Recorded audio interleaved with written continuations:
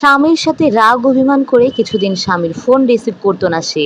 বিভিন্ন নম্বর দিয়ে চেষ্টা করেছে তার স্বামী তার সাথে কথা বলার জন্য, কিন্তু সে সবসময় নম্বর ব্লক করে দেয়।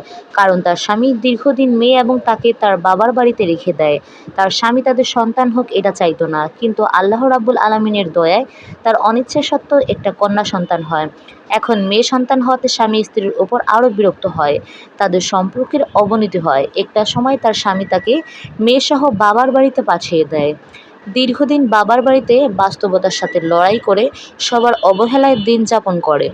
একসময় সে পরিস্থিতির চাপে মেয়েকে মানুষ করার জন্য ঢাকায় একটা চাকরি নেয়। এই সময় তার স্বামী তাদের কোনো রকম খরচ দিত না বা তেমন খবরও নিত না। কিন্তু অনেক দিন পর একটা সময় হঠাৎ তার স্বামীর আচরণ বদলে যায়। সে বারবার তার স্ত্রীর কাছে ফোন দিয়ে কিছু বলতে চায়। ততদিনে স্ত্রী তাকে সব নম্বরে ব্লক করে রাখে। একদিন মেয়েটিকে তার নিজের বোন ফোন দিয়ে ঢাকা থেকে জরুরিভাবে তার স্বামীর অসুস্থতার কথা বলে তার শ্বশুর বাড়িতে নিয়ে যায়। কিন্তু যখন সে শ্বশুর বাড়িতে পৌঁছায় তখন সে জানতে পারে যে স্বামী তার মেয়ে হওয়ার কারণে তাকে বারবার বাড়িতে রেখে আসে দীর্ঘদিন। ঠিকমতো তার আর সন্তানের ভরণ পোষণ দিতে চাইতো না। আর বাবার বাড়িতে বেশি দিন থাকার কারণে একটা মেয়ে তার নিজের বাপ ভাই বোনের কাছেও কতটা অবহেলিত হতে হয় সেটা তার স্বামী বুঝতো না। এক সময় স্বামীর উপর অভিমান করে সে ঢাকায় বাধ্য হয়ে চাকরি নেয়।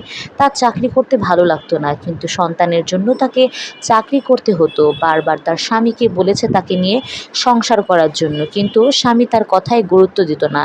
এজন্য স্বামীর ওপর আন্তরিক গভীর ভালোবাসা থাকা সত্ত্বেও স্বামীর করা তার সন্তানের প্রতি অবহেলা তাকে অনেক বেশি অভিমানী করে তোলে। অভিমান জমে একসময় স্বামীর সাথে কথা বলতে তার আর ইচ্ছা হতো না। কিন্তু হঠাৎ কিছুদিন স্বামীর আচরণ ব্যবহার পাল্টে গেল। সে খুব বিনয়ী হলো। সে তার স্ত্রীর সাথে জরুরিভাবে কথা বলতে চেয়েছিল, কিছু একটা বলতে চেয়েছিল, কিন্তু ততদিনে স্বামীর কারণে স্বামীসহ সবার অবহেলা পেতে পেতে তার রাগ অভিমান এতটাই গভীর হয় যে সে স্বামীকে সব যোগাযোগ মাধ্যম থেকে ব্লক করে দেয়। সে যখন বোনের সাথে শ্বশুরবাড়ির দরজায় পৌঁছালো তখন সে জানতে পারল তার স্বামী যাকে দুনিয়াতে ব্লক করেছিল সেই স্বামী তাকে অনন্তকালের জন্য ব্লক করে দিয়ে এই পৃথিবী থেকে চিরতরে চলে গেছে কয়েক ঘন্টা আগে। তার মাথায় আকাশ ভেঙে পড়ল, কলিজা ছিঁড়ে যেতে চাইল। তার স্বামীকে শেষ দেখাও সে দেখতে পারেনি।